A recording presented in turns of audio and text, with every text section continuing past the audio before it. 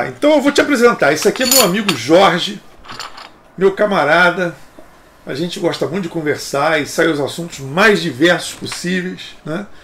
E é o maior prazer estar com você aqui e a gente está fazendo com você um teste que de repente vai ser a nossa primeira publicação, né, do podcast De Tudo Um Pouco na região dos Lagos, né?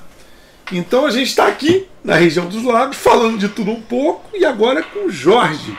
Bem, como eu tenho fama de falador, eu só vou agradecer dizendo obrigado, senão eu vou extrapolar. Mas eu vejo da seguinte forma, é uma honra para mim, um privilégio de estar aqui e ser um ponto de apoio para vocês começarem. Eu me sinto até aquinhoado por uma coisa que eu acho que eu não mereço, que é fazer isso. Mas tudo bem, estou aqui. Eu vou tentar colaborar da melhor forma possível. Beleza. Você merece, sim, né? Bem, espero que eu faça jus. Eu vou falar sobre um assunto en passant que eu não estou muito bem preparado para ele hoje, porque eu não vim preparado. O nosso negócio aqui é informalidade. É uma conversa. Aí é uma conversa. É um bate-papo entre amigos, tudo, amigos, né? Na aí região eu estava pensando hoje tudo um pouco sobre poder. Como que você lida com ele e vivencia ele. O poder tem a vivência e tem como você lidar. Você tem que vivenciar e tem que saber lidar. Porque você não tendo o devido suporte, você não acaba concretizando tudo da forma que você acha que você pensa. Mudar certas atitudes de certas pessoas é impossível. Aí eu vou mostrar dois personagens históricos que eu acho muito importante, que é Maquiavel, de um lado, e Shakespeare do outro. Aí vê o legado de cada um e a que cada patamar chegaram. Cada um dos dois com as suas visões de vivenciar e lidar com o poder. Maquiavel lidava de um jeito que ele prestava serviço a esse poder, vivenciava. Quando você tem a vivência do poder e você a lida com o poder, o fato de lidar com o poder, aí você vê Maquiavel de um lado e você vê Shakespeare de outro. São duas personagens do século XVI para XVII que lidaram com o poder. Um pelo fato de ser um dramaturgo, que ele mexia com as massas. Então o poder das massas. O poder das massas, naquela época, ele estava na Baixa Londres, ele não estava na alta. Todo mundo colocou Shakespeare como aquele cara. Não, ele vivia do lado pobre da história, ele não era do lado. Ele só foi para o lado rico depois que ele ficou famoso. Antes, ele estava do lado pobre, mas ele era sempre o quê? Escrutinado. O poder escrutina. Ele te dá um voto de confiança ou de desconfiança. Em cima disso ele te trata. Só que aí você vai ter que saber viver frente a ele, quando você incomoda o poder. Que foi o que aconteceu com esses dois personagens. O que você acha que incomoda o poder? Incomoda o poder quando ele é pego em uma contradição. Não fale mentira não, porque a mentira é uma coisa que você, para concretizá-la como uma, você tem que saber muito. E se você souber muito, ou você vai estar morto, de quem você vai dizer que é mentiroso, pelo menos na época deles, agora eu acho que também, ou então você já está comprado. Porque se você não tem preço, o que lhe resta é contribuir com a vida. E se você tem preço, eles vão achar. É uma das duas formas. Eles descobrem o teu preço. Então é isso daí. Então você vai ter que saber ter convivência com ele. Senão ele vai te escrutinar e vai chegar, quando você incomoda o poder, é isso. Aí você vai não dizer que ele é mentiroso. Você vai chegar e mostrar uma contradição e vai colocar essa contradição para ele pensar. Que foi tanto que Maquiavel fez, assim como Shakespeare, cada um a seu modo. Um fazendo belos poemas e dramas, e o outro em aconselhamento. Mas todos dois vivenciando o seguinte: eu preciso sobreviver. E sobreviveram. Só que cada um teve um destino diferente. Quando você vê o quê? Que é o legado, a posteridade, como vão te tratar, ver o que você pensou e que escala você vai ser posto. Aí vai envolver moral e ética, que são duas coisas. E coerência.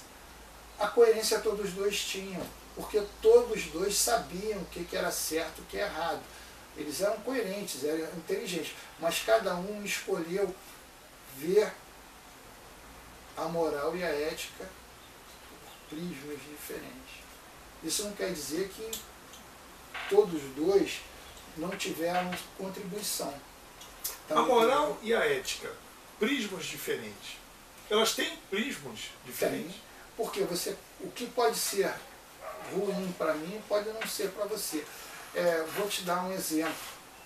Outro dia me passaram uma informação sobre o celular, falando que ele destruía isso, destruía aquilo, papapá, falando sobre... É uma ferramenta o celular. Falando um monte de coisa, dizendo que ele estava destruindo. O celular destruindo? O celular destruindo, ele destruía a comunicação, destruía um monte de coisa. Aí eu só falei pro cara, é o seguinte: o que você acha do martelo?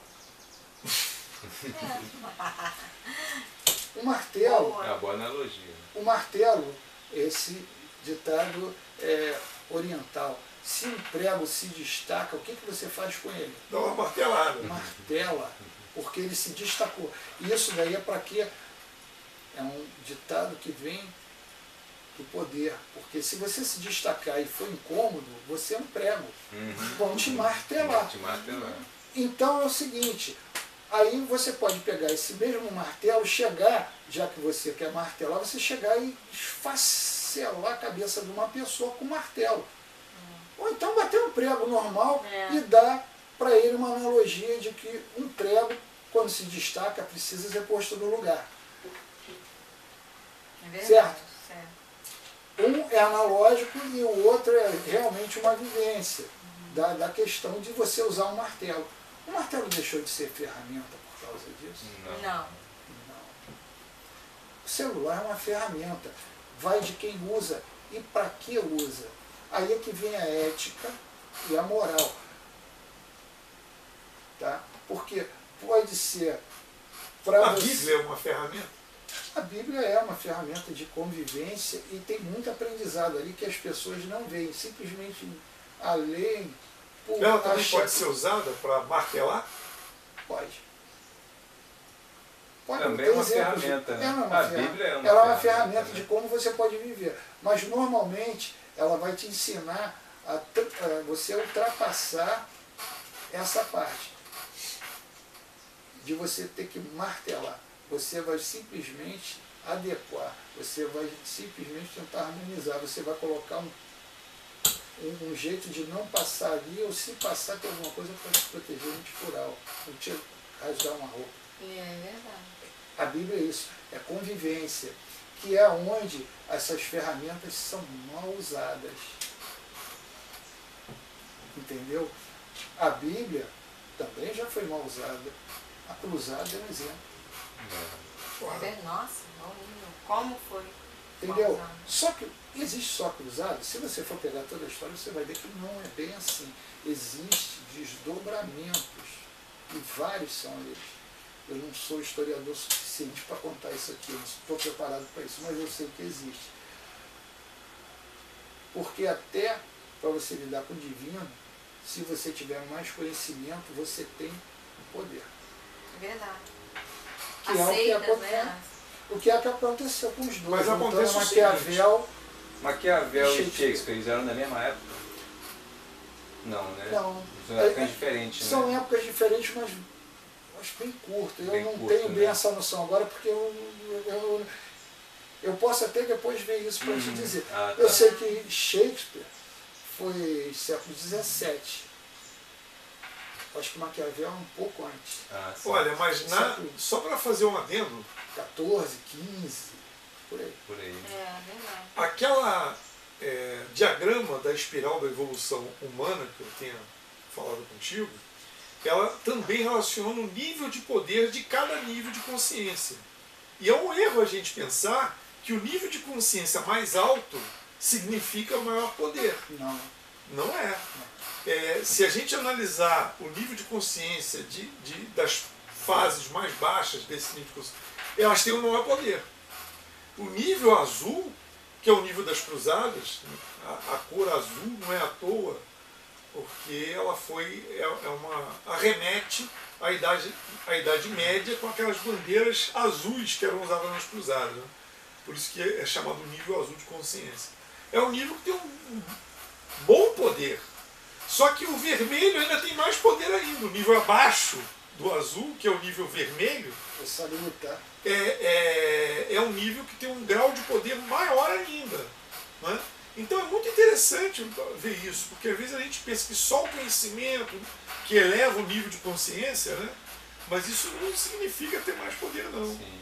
Porque tem que ver o nível de como você suporta, como você fala em resiliência, tolerância, robustez. Tem vários nomes para isso, porque dependendo desses dois níveis aí, você pode estar mais suscetível ou mais preparado para o baque, ou para um embate, seja o nome que der. São duas coisas que as pessoas não veem. Às vezes você pode ter uma boa consciência, saber muita coisa, mas você não está preparado. Porque normalmente as coisas que advêm ao homem para causar esse impacto, elas não são previstas. Você só sabe que um dia pode acontecer, mas você não sabe a hora nem o dia. Imprevistos acontecem a todos. Sim. Está na Bíblia. Já se falava lá também. Imprevistos acontecem a todos. Ou seja, já são previstos. Né? Os imprevistos já são previstos. Os imprevistos, eles não são previstos.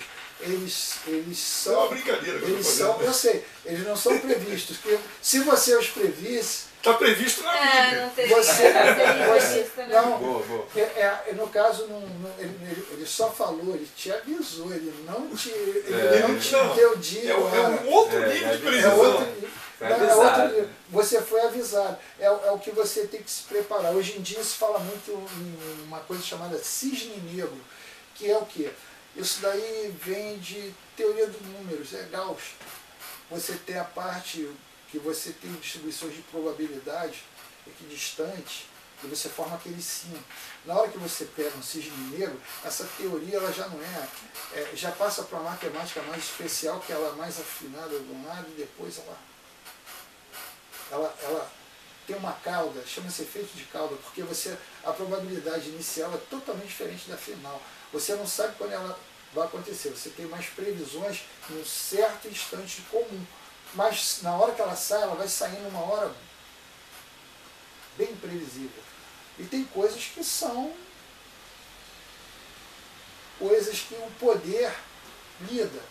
O poder ele tem que lidar com isso realmente. Aí que vem voltando a Maquiavel e Shakespeare. Por quê? Eles eram dois caras que escreveram sobre a mesma coisa de formas diferentes.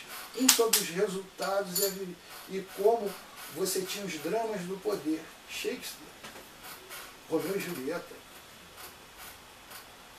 Isso é um drama de quê? De você ter o que hoje em dia nós temos demais, que é o quê? A rejeição, o sectarismo e outros tipos. Você ter prevenção, e como é que dá o nome mesmo assim? Você olhar o outro e não ver ele... Não ter empatia. Empatia, falta de empatia. E não é só falta de empatia, é como chegou. As duas, são duas famílias rivais e os dois se amaram. E aí? Aí você vai, coloca todo um contexto e esqueceu que ali tinham duas pessoas que não eram as principais. Eles só herdaram aquela disputa. Eles não eram parte da disputa, tanto que eles se conheceram e se amaram. Tá? Aí você depois vê isso quando você lê o Mercador de Veneza. O Mercador de Veneza simplesmente tinha um cara que chamava Antônio, que era o mercador, ele era famoso pra caramba, não sei o quê, e tinha um colega dele que queria casar lá com uma nobre, e o cara não tinha dinheiro, e ele, Antônio, era o mercador, ele tinha um monte de navio pra cá e pra lá, e tinha um cara que era judeu nessa época. Aí se fala dos judeus, existia o preconceito, que era o nome que eu queria lembrar aí atrás. Foi um preconceito. Ele era antissemita. Um preconceito racial. Racial. Era antissemita. Porque os judeus naquela época lá, que é em torno do século XVI, eles não poderiam trabalhar. Ele vivia de quê? Ele vivia de juros. E na época, o católico e o protestante ainda não tinha chegado a essa conclusão que depois dá para se discutir em outra hora, mas o capitalismo nosso que vem da parte protestante que elaborou os juros. Mas o judeu, pelo próprio Torá, ele não poderia fazer nada a juros, mas foi a única coisa que ele tinha para sobreviver. E numa das falas que tem que depois, o contrato foi o seguinte: Antônio falou, ó, se o meu amigo não te pagar, tira um pedaço de mim aqui, 3 libras, 2 libras, sei lá. Acaba um bife dele lá. Isso. Ih, caramba, vai como é que fica? E o cara não conseguiu pagar, porque quem honraria, ele era o fiador, era ele, porque ele tinha navio para chegar com. Ele é um mercador, ele ia receber, chegava, pô, isso aqui, esse dinheiro, essa quantia eu tenho lá rápido para te dar, pô, você me paga. Que ele não fazia nada justo, normalmente ele ajudava a fazer as coisas sem os juros, ele só queria o dinheiro dele depois de volta ou ressarcir. Ou seja, o benefício que ele queria prestar era emprestar um dinheiro que estaria parado, deixar o outro movimentar o dinheiro para dar fluxo a alguma ideia, alguma coisa, né? Alguma volição no que caso o outro aí tinha, e depois o dinheiro dele de volta. Participar da abrição das caixas que houve para pegar a mulher. Que era... Parou. Ele deu um stop. Você tem que dar um rec de novo aí. Deixa eu só te falar, mudar aqui. Liberar espaço. Caramba. Rapaz, tem que botar um negócio com mais memória. Tá sem memória. Eu falei pra você, eu tinha que... aquele monte lá de arquivo, né? A gente tinha que fazer a limpeza. Ainda bem que o cara, o Rapaz, presidente do PV, não veio aqui para entrevistar, e aí, né? Eu tenho que foi limpar a amigo. máquina, cara. Põe um... Mas pode finaliza que tá filmando na outra ali, André. Mas não pode, ele pode colocar filmando na um outra SSD. Oi? Ele pode colocar um SSD externo e mandar direto para ele. Pode, mas não tem. Olha Só só, não é HD não, é SSD aqui já. SSD, mas não tem. É porque é mais rápido, tu entra com mais facilidade. Tem como comprar. Como é que aqui a gente assiste? Você assiste, Finalizar. Mas ali tá gravando, Tá gravando ainda. Aí o que Tá acontece? gravando não, tá? Ali tá gravando ali. Tá gravando Então, ali som e voz ou só Tudo. som e imagem? Não vai sair mais nesse microfone, né? Porque Mas esse vai está sair conectado daqui. ao Mas vai PC. sair naquele lá. Vai sair naquele lá. Mas bem longe, né? Mas eu dou uma Aqui, ó, tratada. você fez Posso uma fechar coisa aqui? ruim. Eu dou Posso uma fechar aqui? tratada. Peraí, Pode chega fechar. pra cá. Não, Jorge, isso aqui é um teste, é uma Eu sei. brincadeira. Ruim, Mas é uma brincadeira, poxa, eu tô... Tá escuro. Eu entendo das coisas. Mas olha só, a gente depois vai te chamar outra vez. Não Não, precisa você mas uma isso daí entrevistinha só, vai não. ser... Eu Dá já dica, falei que eu dá quero... dica, né? Dá dica. Esse que eu estou fazendo aí, Esse pô, é uma coisa como legal. passado. Por causa de quê? Aí vão voltar os dois. Aí você vê o seguinte, tirar o filé do cara. Fizeram um contrato, que é um contrato comercial. Para vocês terem uma ideia, e eu sei, eu gosto disso, porque discutir em direito até hoje se o contrato era válido ou não. Porque tem, hoje em dia, todo mundo... É positivismo puro, gente. E o que acontece? No final, foi para a corte e o cara se casou ainda com a princesa querida dele lá, ainda tem um monte de coisa. É uma peça romântica É um romance. de Shakespeare. E no final ela defende Antônio e fala o seguinte, aí vai pegar as partes jurídicas. Olha, você vai ter que tirar um pedaço dele, mas ó, você não pode sangrar ele, porque aqui diz que você poderia tirar sangue dele. Diz que você pode tirar um pedaço dele, sem sangue. E aí, foi que eu esqueci o nome, Secorin, o nome do judeu, né? ele falou várias coisas. E uma das coisas que ele falou, que eu mesmo repeti essa frase, é o seguinte: ele não podia trabalhar. Por ele ser um judeu, se ele não se convertesse ao cristianismo, ele não podia trabalhar. Que foi exatamente uma das coisas. Aí se ele não podia trabalhar, ele prestava dinheiro a juros. Ele prestava dinheiro a juros. Que é o único jeito dele pegar o quê? O que ele tinha, transformar em alguma coisa, porque ele não podia oferecer lucro de nenhum Só outro um tipo. tempinho. Era juros. Fazer uma pergunta que talvez o pessoal que está escutando vai ter essa dúvida. Não pode tirar sangue, mas pode tirar um pedaço. Então, Podia seria tirar um pedaço. cabelo, unha. Não, era carne. É carne. Ah, mas Era carne carne. já é sangue. É, mas é que tá. Mas não foi posto o contrato exatamente de que forma ele tiraria a carne. Aí foram discutir no júri, porque isso daí foi em Veneza. Aí foi Na hora de cobrar o contrato? na hora de cobrar o Pode tirar a contrato. Porque o carne, contrato mas ele Ou era Já dinheiro ou era um sangue. pedaço. ou era um pedaço. Só que ele Não pode ofereceu. tirar sangue. Só que ele ofereceu o dobro e o judeu não aceitou. Por quê? Por essa parte que eu vou contar agora. Por ele estar nessa situação de exclusão, uma das coisas que ele deixa bem claro é o seguinte: você, para matar um homem, você não precisa enfiar um florete nele, mais ou menos assim. Eu não sei muito bem, estava em inglês, é difícil às vezes traduzir. Às vezes a tradução, né? Não é E tão... a gente, você tire os meios para que ele De sobreviva. Exato. É o que estão fazendo em Gaza. É. É o que estão fazendo em Gaza há 70 Se anos. faz aqui em Cabo Frio, se faz no lugar. Por quê? Isso daí é maquiavélico. Entendi. Isso é matar Tira-se- também. Isso é matar, sem tirar sangue. Só É que, isso? procura Maquiavel. Mata sem tirar sangue. Aí ele fala assim: pô, mas já estão me Destrói o matando. homem aos poucos. Já estão me matando, estão me tirando os pedaços aqui. É. Só que não me tiraram carne, estão me tirando A vida. a vida. Tá vendo, gente? Tá vendo? Shakespeare falou isso. E ao mesmo tempo, ele Interessante. tinha lá. Aí o que levou esse judeu a fazer isso? Foi o quê? Que é o que a gente não pode fazer. É o rancor, a revanche.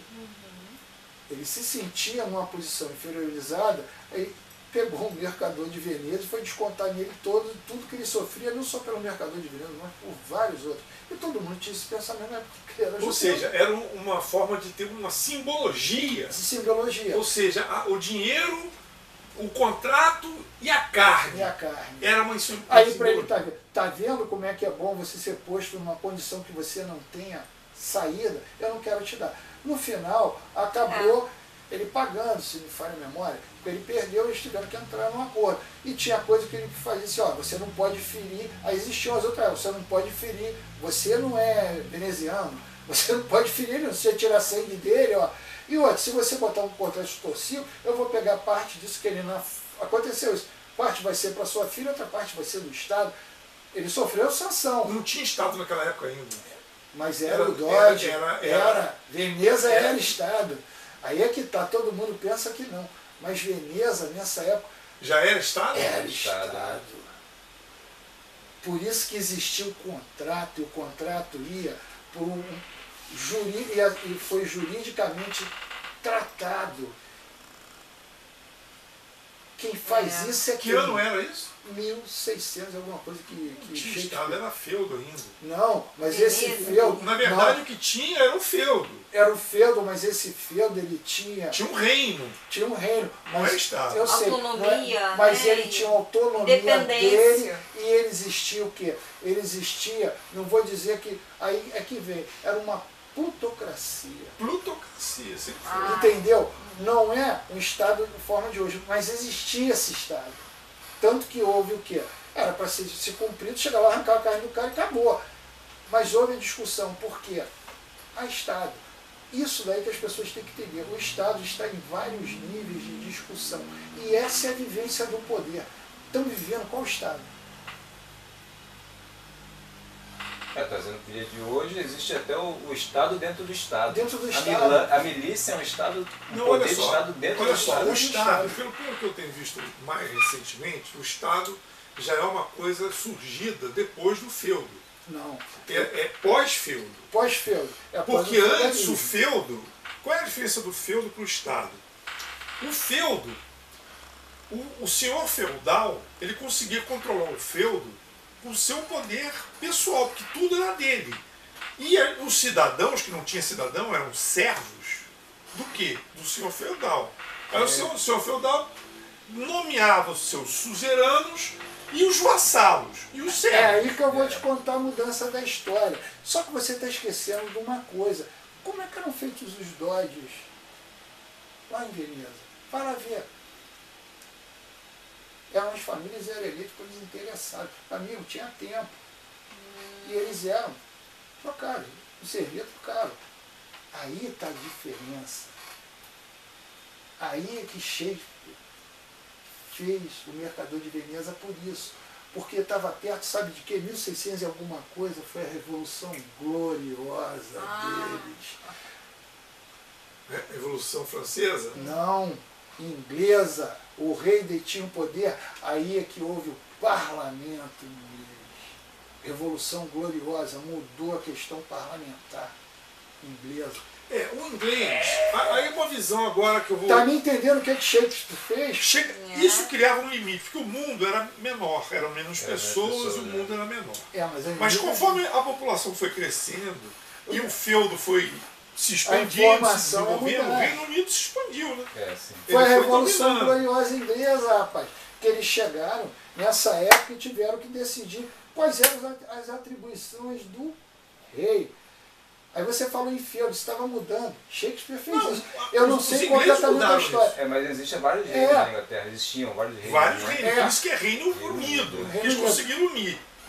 Mas exato. Mas ele lembrou, ele quando fez a história de Veneza, eu não sei, eu estou pesquisando isso. Por isso que eu te falei, né? Eu vou ter que escrever sobre isso para falar melhor. Por causa de que ele pegou só sobre isso, Veneza. Veneza já era muito mais desenvolvida que toda a Europa 300 anos antes. Não era mesmo. A Veneza tinha o comércio na Rota da Seda. Eles trocavam cultura e mercadoria. Eles viviam disso. Eles viviam de uma outra forma. Se você for ver Veneza, você vai ver que Veneza, meu amigo, perto da Inglaterra na época, cara, Inglaterra, aí ele tirou do Mercador de Veneza. Aí ele tirou o quê? Uma lide. Aí mostrou exatamente isso, como que você veria as coisas. E quando você coloca uma pessoa numa posição que ele não falou que aquilo aconteceu de qualquer forma, mas foi porque você foi sectário, acabou causando isso. Tudo bem, ao final da história, o cara não perde o pedaço dele, mas ele teve que pagar lá o dinheiro em dobro, não sei o que, mas depois dividir a fortuna do cara, ele teve algumas coisas, mas ele está mostrando ali, ó, tá vendo? Essa coisa não saiu certo porque você proibiu ele de fazer certas coisas. Você acha que agora, no momento atual, só fazendo uma pergunta, transportando esse problema para o momento de hoje, o povo e o capitalismo, né, que acumulou-se muito dinheiro em pouca gente, e o povo está todo lá de cá. Eles vão querer a carne desse pessoal, desse contrato aí, feito através do capitalismo? Mas isso que Shakespeare, eu acho que deu uma luzinha lá para, na época, elas estavam brigando lá quem era nessa época daí, houve golpe de Estado na Inglaterra, pessoal acho que não, mas houve. Inclusive o Lorde da Torre, que era o Cromwell, ficou uns 4 a 5 anos lá por um tempo, lá que eu não lembro agora, eu não sei se há muita cronologia, mas está dentro dos 1600 alguma coisa, está ali, está no barco. Tá? E exatamente isso aí. Quem vai tirar o pedaço da carne? Ele avisou. Diferente do que fez Maquiavel. Maquiavel dava conselho para o cara manter o poder dele e usava a inteligência dele, não para alertar desse jeito, mas para alertar como? Olha, faz desse jeito, faz assim, você para manter o poder. Ele dava as diretrizes de como perpetuar. Shakespeare, por isso que ele é Shakespeare, ele dizia assim, como você deve lidar. Um vivenciou e lidou pouco, se submeteu, o outro vivenciou e lidou e não estava dentro como o outro estava, ele estava na parte de baixo do tanque. Depois é que ele foi levado. Aí é que vem o que eu quero dizer dos dois. Um é visto até hoje como o cara que faz o quê? As sacanagens, Maquiavel. Shakespeare, quem é Shakespeare? para mim, poxa, não é brincadeira não. Se ele fosse brasileiro, para mim, ele Machado de Assis seriam os dois melhores do mundo. Exatamente. Mas são. Mas ele tinha Cada que um ser fez a sua brasileiro. Por que história. ele foi ser inglês? Cara, verdade. o cara é demais. Posso estar errado nas minhas premissas aqui, porque eu vou ter que pesquisar mais. Mas eu te digo uma coisa, a premissa dele foi essa, a Revolução Gloriosa. Tá me entendendo onde que eu quero chegar? É, eu mas não vou o só inglês discutir reagiu, que o capital reagiu. O feudo, não existia capital na época. Aí que tá o pulo do gado. Você que pensa que não. Você já ouviu falar de... Você acha que uma carta de corsário é o quê? Não sei. O que que é é um uma pirata? carta de corsário? Corsário tem a ver com um barco, né? Corsário. O corsário era aquele cara que podia chegar... Na época, existia o quê? Existiam... Aí, mais adiante, depois, século XVII, isso foi mais século XVII e XVIII, que existiu a rivalidade entre os poderes que navegavam, que era Espanha, Portugal, Holanda, Inglaterra, e mais? Eu acho que a França estava nisso também. França. França. Le Corsaire. Aí foram os corsários. O que fez? Todo rei queria pegar as riquezas que eles conseguiam nas novas terras. O que você fez? Porra, tu não vai dividir. Tu não vai dividir. Ó, vou te dar uma caça do corpo, só tô brigando ali. Aí teve guerra dos 100 anos, guerra disso, guerra da França, guerra contra... Teve guerra, todo mundo brigou, a Espanha com a Inglaterra. Procura lá, tá a lista lá, não sei o que estou dizendo, é só você pegar a lista, que eu não estou nem lembrando que são tantas e por tantos motivos, guerra dos 100 anos. Eu acho que podemos iniciar, hein?